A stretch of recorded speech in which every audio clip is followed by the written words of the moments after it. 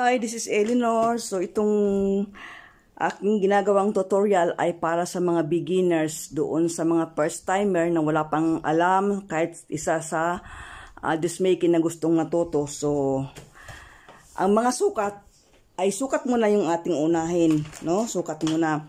So ang unang ating kukuning sukat ay ang shoulder, katapos bust circumference, waist circumference, back figure, bust point. So itong ginagawa natin, ito ay tinatawag na black bodice.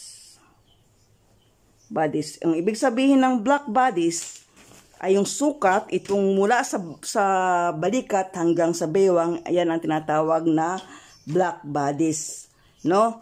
So ipapaliwanag ko muna sa inyo itong bust circumference. Ang bust circumference kukunin ninyo all the way round ng kanyang bust or chest. Kukunin mo yung all the way round, insert 2 fingers, yun yung sukat nito.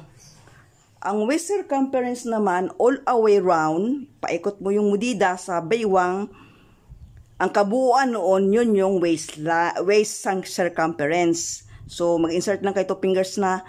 Ang back figure ay ito ay mula dito sa balikat, ito sa may makikita mo dito kung sa gitna ka kukuha ay sa yung may buto dito sa may likod or the highest point ng shoulder. So itong sa may puno ng tainga, sa ibaba niyan, yan yung balikat, diyan ka kukuha ng sukat hanggang doon sa baywang, yan yung back figure. So ang bust point naman ay itong bust point ay ang mula sa, ito yung tinatawag na apex, no? Bust point apex. Ito ay ang sukat mula sa shoulder hanggang sa dede mo, sa nipple mo. Ngayon, ito namang bust distance. So, bust distance, ito ay sukat ng nipple to nipple.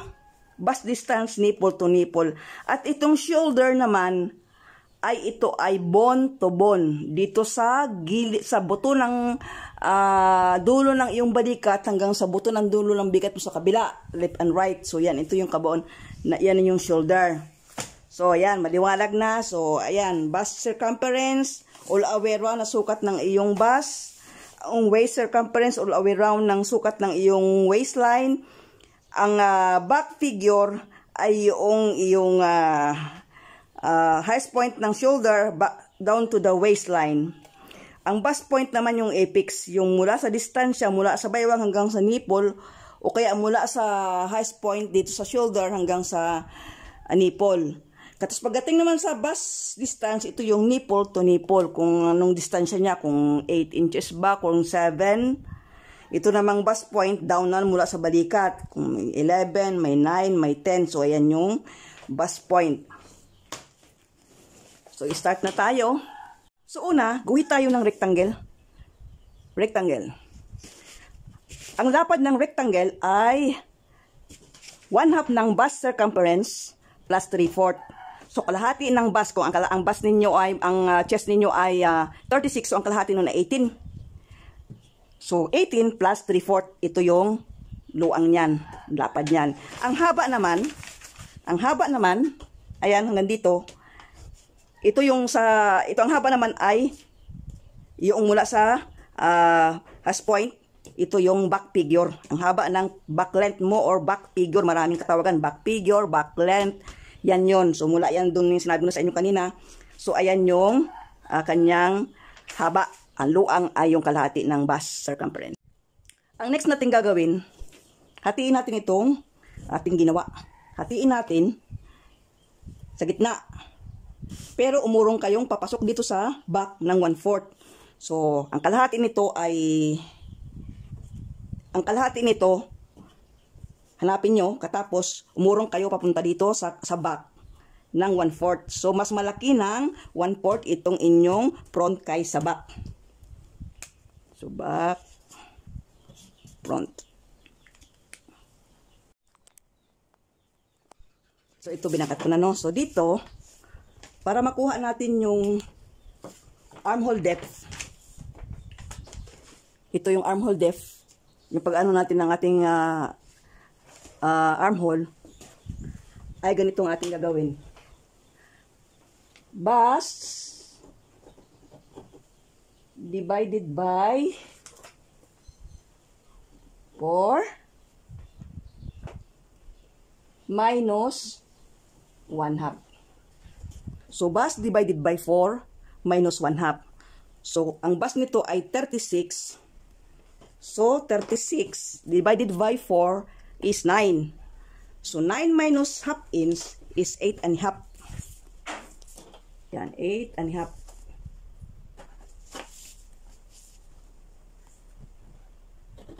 Yan, so 8.5. Guhitan natin, pabalagbag. Ayan. Ayan, bagang guhit natin. Ayan. So, ayan siya. So, dito yung armhole depth mo. So, ayan. Katapos tayo, ito yung armhole depth.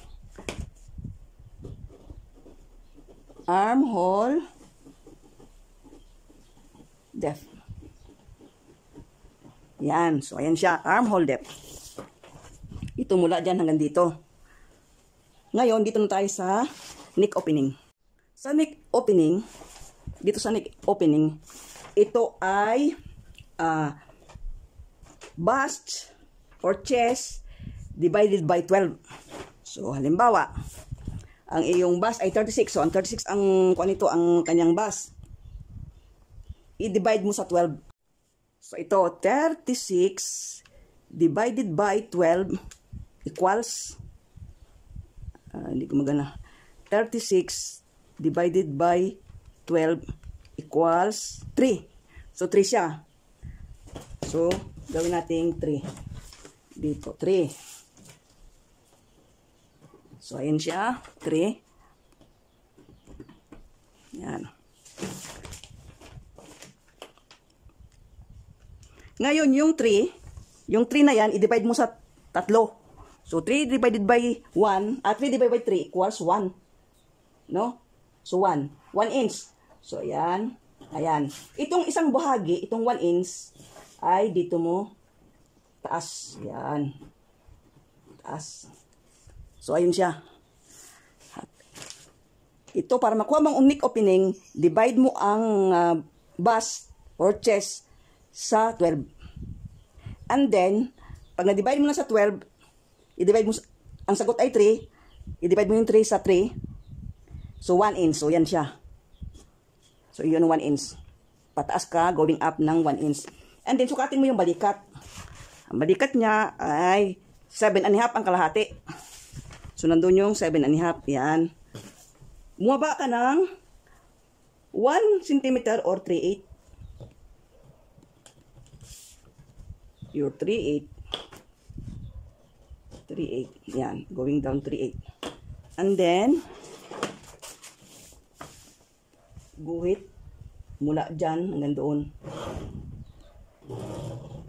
Yan. Nandito.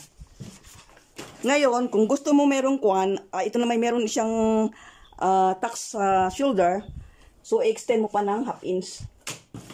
Extend mo ng half inch ang dito, yan. Extend mo dyan ng half inch. So, ito siya. And then, after nyan, anuhin mo na. Ito ay pinakamadaling paggawa ng black bodies, no? So, meron na tayong balikat, meron na tayong neck opening. So, dito naman, paano natin yung, yung kunya, yung back width niya. So, dito, kunin natin yung gitna. Kunin ang gitna. So, ayan. So, dito ang gitna. Tapos, madali lang. Ituwid mo lang itong ruler, doon, sa slope niya. Ayan. Guhit ng 3 inches. Ayan. Yan yung kanyang haba ng kanyang 3 inches. Yan yung haba ng kanyang tacks or dart. Tapos, 1/4, 1/4. Yan, guhit yan pa ganyan. Tapos, itataas mo lang itong konti. O, 3/16. Ayan. Para pag ginupit mo siya, hindi siya Katapos, ayan. So, ayan siya. Para makuha natin yung crossback niya, pumasok tayo ng half inch. Pasok tayo ng half inch, din guhit.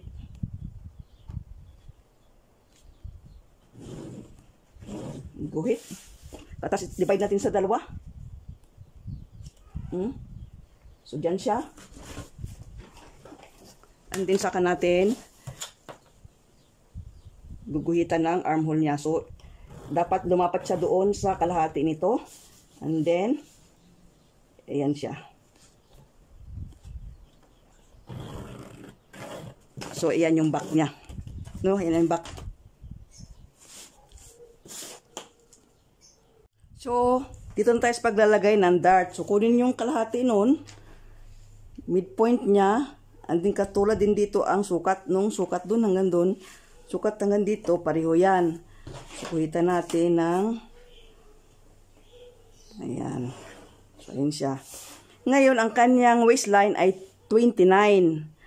So, ang kalahati ng 29 ay 14 and a half. So, ang 1/4 nun ay 7 and 1/4. So, ayan, 7 and 1/4. Ayan.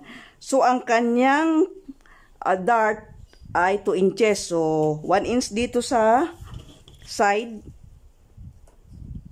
1 inch din dito sa dart niya.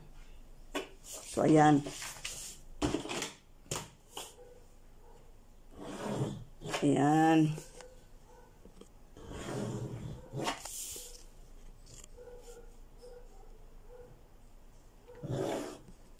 So, ayan na siya.